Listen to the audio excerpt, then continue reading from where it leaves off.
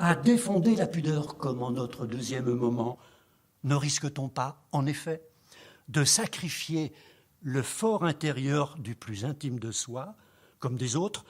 à un expressivisme sans retenue, car prétendument authentique, et à une obscénité dévergondée ou sans vergogne, au prétexte d'être désormais décomplexé. Et donc de revenir à la guerre de tous contre tous, et même de l'empirer en s'autorisant désormais d'une prétention à la légitimité d'un amour de soi devenu amour-propre hystérisé par la promesse de jouissance et de reconnaissance totale pour tous, et qui sacrifie, dans une mise en scène permanente et totale, des apparences ou des signifiants, qui sacrifie les essences ou signifiés, qui donne la primauté au paraître sur l'être, sous prétexte qu'il faudrait désormais paraître pour ne pas disparaître. Jusque dans le coming out ou le déballage public de la télé-réalité ou des réseaux sociaux, sociétaux plutôt, notamment de dirigeants politiques qui désymbolisent ainsi la fonction représentative et significative qui leur a été confiée. N'est-ce pas alors la sphère privée, marchande, de la fameuse société civile qui colonise et destitue à la fois la sphère de la vie intime et la sphère de la vie publique,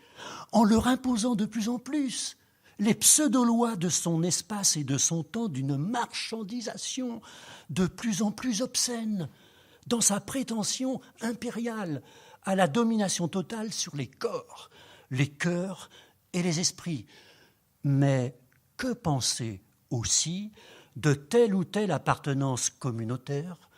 ou de telle ou telle foi religieuse qui dit s'opposer à l'impudeur marchande en se réclamant d'une pudeur corporelle, mais aussi spirituelle, que l'on peut et même doit comprendre si elle-même ne témoignait pas assez souvent d'une impudeur idéologique qui consiste à sursignifier ostensiblement une fin de non-recevoir, opposée à tout examen dialogal d'une différence alors affichée comme étant irréductible et donc inaccessible à toute entente, toute tentative d'entente. La laïcité ne serait-elle pas alors la condition de possibilité institutionnelle de relations intimes, mais aussi publiques, pudiques, opposables à la fois aux diktats du marché et aux diktats des communautés, et sans lesquels ne se peut aucune véritable bien vivre ensemble, mais aussi personnelle, ce qui exigerait sans doute quelques refondations républicaines de la démocratie contemporaine. Mais en attendant, tâchons donc d'être plus modestes et de refonder la pudeur, ce qui ne se peut que par l'éducation raisonnable, culturelle donc, de cette aspiration à la mesure qu'est la pudeur, l'édos grec maîtrisant l'oubris, la démesure. Aspiration à la mesure donc, que l'on peut dire naturelle, la pudeur, certes, en ce qu'elle participe du plus propre de l'homme, de son essence même, mais qu'il faut quand même discipliner, c'est-à-dire cultiver, pour en actualiser la potentialité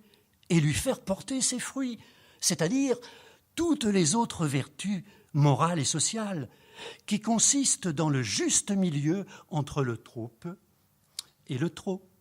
entre l'absence et l'omniprésence, entre le manque indigent et le contentement satisfait, entre le caché et l'exhibé. Cette capacité oxymorique d'œuvrer à la synthèse des contraires fait de la pudeur une qualité fragile, comme le charme et l'humour, qui ne se peuvent qu'à ne pas trop, peu, ni trop en faire, ou en rire, ou en dire, commencement, et ici même, par exemple. Et du coup, bref, la pudeur ne serait-elle pas non seulement une vertu, mais ce qui fait la vertu de toutes les autres vertus, ce juste milieu entre les extrêmes opposés, comme la décence, entre deux, de l'impolitesse et de la flatterie, ou encore comme le courage, entre deux de la lâcheté et de la témérité, juste milieu qui ne soit pas un médian tiède et affadi, mais le sage et juste,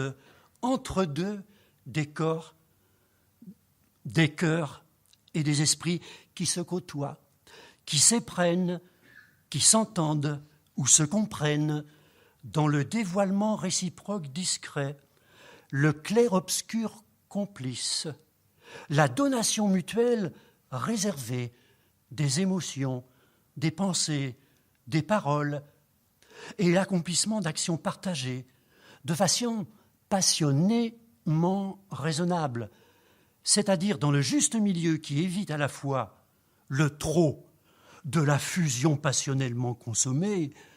et le trop peu du froid calcul rationnel distancié. Et cela à la fois dans la vie intime des amis et des amants, et dans la vie publique des sympathisants et des artisans d'une vie bonne avec les autres selon des institutions justes, qui ne se peuvent sans quelque impératif pudique, qui pourrait bien être alors maintenant le premier des devoirs de l'homme et du citoyen, exigible de tous les hommes et de toutes les femmes, de tous les sexes, de tous les genres, de toutes les conditions sociales, de toutes les générations, de toutes les identités culturelles et autres civilisations, afin d'en endiguer tous les chocs et toutes les guerres annoncées ou déjà bien en cours, malheureusement.